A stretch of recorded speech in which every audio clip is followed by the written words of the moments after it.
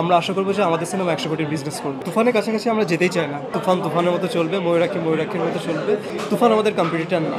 ঈদ মানে আসলে সিনেমা। আমাদের ওখানে 2টা সিনেমা হল ছিল, 2টার সামনে একদম মানে ভিড় জমে যেত, এতই ভিড় জমে যেত যে মূলত গণ্ডগোল হচ্ছে বা আসলে টিকিট নিয়ে গণ্ডগোল হতো। তো ছোটোবেলা থেকে এগুলো দেখা বা ঈদের সময় রাত 9টা না 10টার সময় যেমন ছায়াছন্দ হতো, যেটা খুবই সবচেয়েতে ইম্পর্টেন্ট প্রোগ্রাম ছিল। সো বাংলাদেশের ঈদের সাথে সিনেমার একটা অলওয়েজ মানে আমাদের কালচারের সাথে ইজ ভেরি রিলেটেড।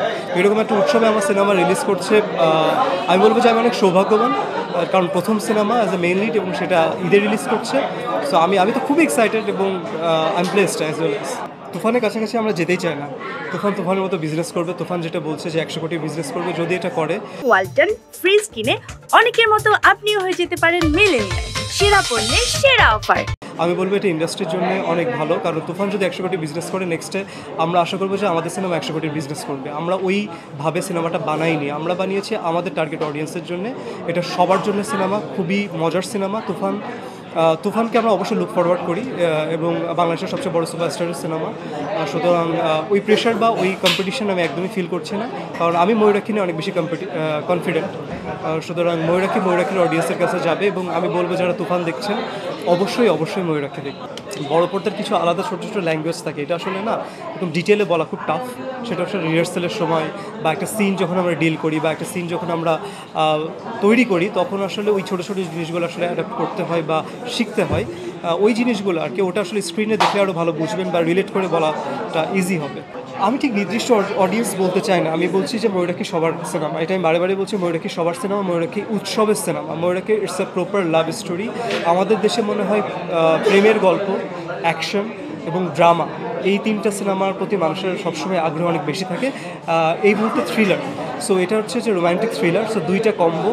সুতরাং অনেক অডিয়েন্স এটাকে হুক করবে। অলরেডি আমাদের পোস্টার বা যেই ফার্স্ট ফ্ল্যাশ আমরা বলছি, সেটা অডিয়েন্সের মধ্যে অলরেডি একটা মানে কি বলবো যে এক্সাইটমেন্ট ক্রিয়েট করেছে, সেটা আমরা দেখতেই পাচ্ছি।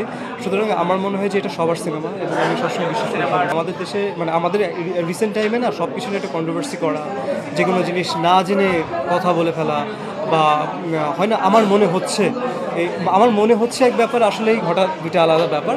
ইটস ট্রু, ইটস এন ইন্ডাস্ট্রির গল্প। ইন্ডাস্ট্রির যেরকম গ্ল্যামার সাইড আছে, ইন্ডাস্ট্রির সেরকম ডার্কার সাইড আছে, ওটা আমরা দেখানোর চেষ্টা করেছি।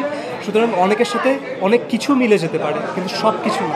আমার প্রত্যাশা, আমি একটা কথা এর আগে একটা ইন্টারভিউ বলেছিলাম, সেটা হচ্ছে যে আমরা যখন প্রথম সিনেমাটা শ্যুট করি এবং আমরা যেটাকে রাশ প্রিন্ট বলে, সো রাশ প্রিন্ট মানে যেখানে মিউজিক থাকে না, যেটাতে প্রপার এডিট থাকে না, কালার থাকে না, কিছু থাকে না, ওইটা আমরা পাশাপাশি বসিয়ে অনেক ধরনের অডিয়েন্সকে দেখানোর চেষ্টা করেছি।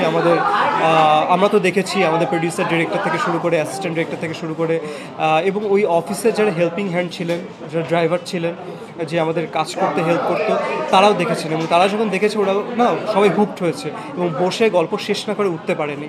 তো তখনই আমরা বুঝেছিলাম যে আমরা এমন একটা গল্প বলেছি যেটা হুক ইজ ভেরি ইম্পর্টেন্ট এবং অডিয়েন্স এটা দেখা শুরু করলে শেষ না করে উঠতে পারবে না। তো আমরা অনেক বেশি কনফিডেন্ট না হলে আসলে ঈদে আসতাম না, কারণ ঈদ খুবই চ্যালেঞ্জিং একটা টাইম। ঈদে অনেক বেশি শিওর শট লাগে, ঈদে মানুষ ফুর্তি বা আনন্দের সিনেমা ছাড়া দেখতে চায় না। সো ময়ূরাক্ষী ওই ধরনের সিনেমা। তুফানের ঝড়ের সাথে বা পাশের সাথে কিছু নেই, তুফানের মতো চলবে, ময়ূরাক্ষীর মতো চলবে। তুফানের জন্য আমি নিজে লুক ফরওয়ার্ড করি। শাকিব খানের সিনেমা, বাংলাদেশের সবচেয়ে বড় সুপারস্টার, আমি নিজেই তার ভক্ত। সুতরাং ওটার সাথে দাঁড়ানোর কিছু নেই, বাট আমরা আমাদের সিনেমা নিয়ে অনেক বেশি কনফিডেন্ট। অবশ্যই আমরা ওয়ার্ক করবে, আমাদের মতো করে ওয়ার্ক করবে। তুফান আমাদের কম্পিটিটর না, কিন্তু আমাদের সিনেমায় স্ট্রংলি দাঁড়িয়ে থাকবে, এইটুকু কনফিডেন্স আমাদের আছে বলে আমরা ঈদে আসছি। আমি সবাইকে বলবো যে ঈদ একটা আনন্দের সময়, ময়ূরাক্ষী সেরকম একটা আনন্দ শেয়ার করার জায়গা, ভাগাভাগি করার জায়গা। আপনারা নিজেরা, ফ্যামিলির সবাইকে নিয়ে, বন্ধুবান্ধবকে নিয়ে ময়ূরাক্ষী দেখুন।